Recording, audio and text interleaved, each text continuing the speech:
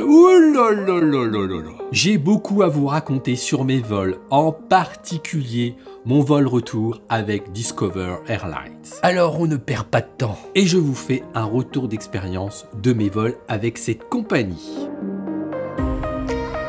Ce voyage en avion n'a rien de commun. Imaginez, j'ai acheté mon billet chez Lufthansa, Bâle-Francfort et Francfort-Orlando aller-retour. On m'annonce quelques semaines plus tard que ce ne sera pas Lufthansa, mais Eurowings Discover. À ce moment-là, on me demande si je maintiens mon billet avec cette nouvelle compagnie. Bah bien sûr, vu le prix. Je ne trouvais pas mieux à ce moment-là, les prix avaient déjà fortement augmenté. Je dis donc OK pour la passation de compagnie. Quelques semaines après, rebelote, on m'annonce que Eurowings Discover devient Discover Airlines. Mais c'est quoi ce Discover Airlines? Je recherche sur internet et je trouve que cette compagnie est toute jeune puisqu'elle est née en 2021. Elle appartient au groupe Lufthansa, ce qui rassure, et elle est basée à Francfort. Bon, ok, de toute manière, je n'ai pas trop le choix, hein, c'est comme ça, on y va, c'est parti, et vous allez le voir que du coup, ça n'a pas été très simple à suivre tout ça. Avant de voir mes aventures sur le terrain avec Discover Airlines, on va regarder d'un petit peu plus près la politique bagage. J'ai pris évidemment le billet le moins cher, le billet de base, et dedans j'ai droit à un bagage en cabine de 55 par 40 par 23 avec un maximum de 8 kg, mais aussi un objet personnel de 40 par 30 par 10. Bon, après qu'on soit d'accord, il y a la théorie et la pratique. Quand je vois des gens embarqués avec des sacs de tennis de ce style, on se demande comment ça peut passer. Mais bon, tant mieux pour lui. Après ma réservation, je me dis qu'on va être un petit peu juste en termes de bagages, donc je décide de jeter un petit coup d'œil sur le prix des bagages en soute. Et là, 150 francs suisses la valise pour l'aller et le retour. Hors de question. On décide donc de s'armer pour ne partir qu'avec des bagages qui tiendront en cabine. Le retour d'expérience de tout ça est dans une autre vidéo. Alors, on récapitule. Mon petit vol est avec Lufthansa. Mon long courrier est avec Discover Airlines. Quand je vais sur le site de Discover, je suis automatiquement transféré sur le site de Lufthansa. Je fais donc mon enregistrement sur Lufthansa pour l'aller et j'ai des cartes d'embarquement 100% Lufthansa. Bon, c'est comme ça, je ne m'inquiète pas plus que ça. L'enregistrement en ligne s'est très bien passé, j'ai pris environ un bon quart d'heure pour tous les passagers. J'en ai profité pour prendre des places qui m'intéressaient, 2 fois 2 places vers le hublot. Au retour, pareil, sauf que ce coup-là, je m'enregistre bien sur le site Discover Airlines. Bon, ce doit être la rançon d'une jeune compagnie qui se met en marche. Rien à reprocher en particulier sur l'enregistrement, on passe à la suite. Alors là, ça va être le jour et la nuit, entre mon vol aller et mon vol retour. Et du coup, on va en profiter là pour reparler un petit peu des temps d'escale. Commençons par l'aller. Voici les horaires qui étaient prévus à la base. 10h45, 11h45 pour notre Bâle-Francfort et 13h10, 17h55 pour le deuxième vol. Cela fait donc à peu près 1h25 de transit à l'aéroport de Francfort, qui est quand même l'un des plus gros aéroports d'Europe. Eh bien, je vous le donne dans le mille, la sueur commence à arriver quand on voit notre avion débarquer sur le tarmac de Bâle seulement à 10h30. Là, on se dit qu'on va partir avec du retard, évidemment, puisque l'avion arrive à 10h30, on doit décoller à 10h45, vous imaginez que c'est impossible. D'autant quand on voit la police débarquer devant l'avion, que le commandant de bord descend en premier et tout seul pour discuter avec les agents. Après quelques minutes de discussion, les passagers commencent à descendre et un est mis de côté et est fortement interrogé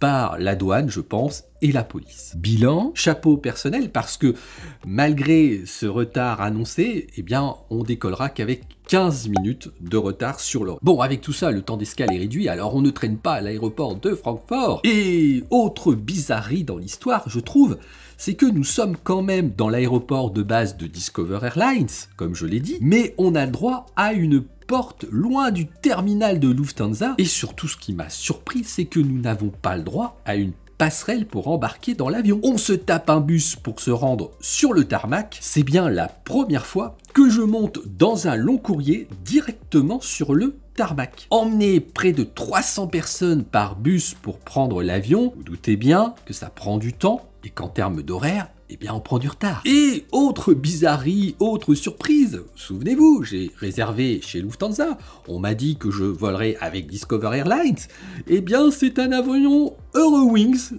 qui est devant nous. De quoi se perdre, vous ne trouvez pas? Et là, eh bien, on nous annonce un autre retard dû à un problème de climatisation. Une grosse demi-heure, mais qui sera rattrapée en vol, donc ce n'est pas grave. Un vol, somme toute, classique, dans un Airbus A330 flambant neuf, avec un personnel à bord très jeune, très aimable, très souriant. Le timing du service a été assez classique. Un premier passage, 1 heure après le décollage, pour une sorte de collation apéritif. Ensuite, 1 heure après à peu près, eh bien, on a le droit à un repas chaud. Ensuite, on a la possibilité d'aller dans le galet au fond de l'avion pour se servir à boire si on le souhaite. À noter tout de même, un passage pour un rafraîchissement au bout de 5 heures de vol. Et enfin, on a le droit à une petite collation 1h30 avant l'atterrissage qui correspond à peu près à un petit déjeuner. Non, je dois bien l'avouer, le vol aller était plutôt bien. Je n'en dirai pas autant du retour. Mais alors, pas du tout. Les horaires du vol étaient les suivants. Un décollage d'Orlando à 19h50, on arrivait à Francfort à 10h45, le lendemain bien sûr, pour repartir à 12h40 de Francfort à destination de Bâle. Près de 2 heures de correspondance dans l'aéroport allemand,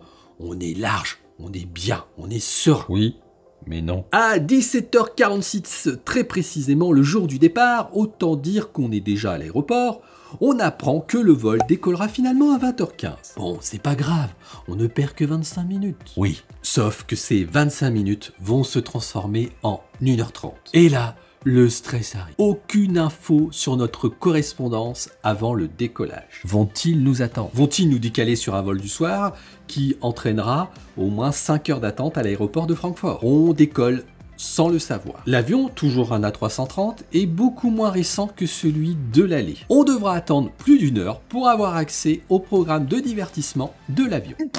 Ça sent le vol galère et ça va être le cas. Bon, je vais passer très vite la joie de prendre des vols de nuit et ces gens qui se mettent dès qu'ils arrivent sur leur place en position légèrement inclinée alors qu'ils n'ont pas l'intention de dormir tout de suite. Mais bon, on en a l'habitude, vive les vols de nuit. Passons. La galère va commencer à arriver au bout de 5 heures de vol quand ma femme va faire un malaise vagable et se sentir mal tout le reste du vol. Bon, qu'on soit bien d'accord, la compagnie n'y est pas pour grand chose, hein. C'est pas là le problème. Le souci, c'est quand ces petites choses, et d'ailleurs j'ai récupéré ces collectors ça, c'est quand ces petites choses ne sont quasiment pas présentes dans l'avion. Et oui, les sickness bags étaient aussi rares qu'un oasis au milieu du désert. Une blague. Puis aussi, il faut se dire que dans la partie économique, on est d'accord, on n'a pas beaucoup de toilettes à disposition. Et quand vous avez une toilette qui est fermée au milieu du vol, parce qu'a priori c'est sale, là ça commence un petit peu à saouler. Bon, mais avec tout ça, faut gérer le retard maintenant. Dès notre arrivée à Francfort à 12h30, je mets en marche la connexion et je regarde si Lufthansa, Discover Airlines ou Eurowings Airlines, je ne sais plus, nous écrivent pour nous annoncer ce qui se passe. Je regarde les mails et là je vois, bonne nouvelle on va dire, que notre petit vol est retardé et devrait décoller à 13h15. Bon, finalement a priori ils nous attendent. Et faut pas traîner avec une personne qui est quand même pas au top du top. On réussit à avoir notre correspondance, mais ça n'a pas été simple parce que, chose étonnante, comme à l'aller, le long courrier de Discover Airlines, qui fait partie de Lufthansa, est à l'autre bout de l'aéroport par rapport au petit vol Lufthansa. Moi, je trouve ça étonnant que Discover Airlines, faisant partie de Lufthansa, ne puisse pas utiliser le terminal Lufthansa. Alors, à noter que sur les 2 petits vols de Lufthansa qu'on a eu, on a le droit quand même à une bouteille d'eau et un petit carré de chocolat. C'est sympa. Alors, je le redis, qu'on soit bien clair, la compagnie n'est pas responsable de toute la galère de ce vol retour. Oui, le malaise de ma femme n'est pas de leur faute. J'ai trouvé de mon côté qu'il n'y avait pas plus de turbulences que d'habitude, donc pas de raison d'être malade à ce point. Mais les retards à répétition, le manque d'informations au niveau de nos correspondances, les changements permanents après l'achat du billet, un avion pas terrible au retour, un personnel beaucoup moins disponible et aimable sur le vol retour aussi, fait que je vais donner à cette expérience une note de 6 sur 10. Je vous avoue qu'après cela, je vais éviter de prendre la compagnie Discover Airlines, au moins pour le moment. On va voir, peut-être qu'avec les années, elle va se bonifier. Si vous avez déjà pris cette compagnie, n'hésitez pas de laisser votre avis en commentaire, ça peut intéresser d'autres personnes. En attendant de se revoir sur une prochaine vidéo, bye!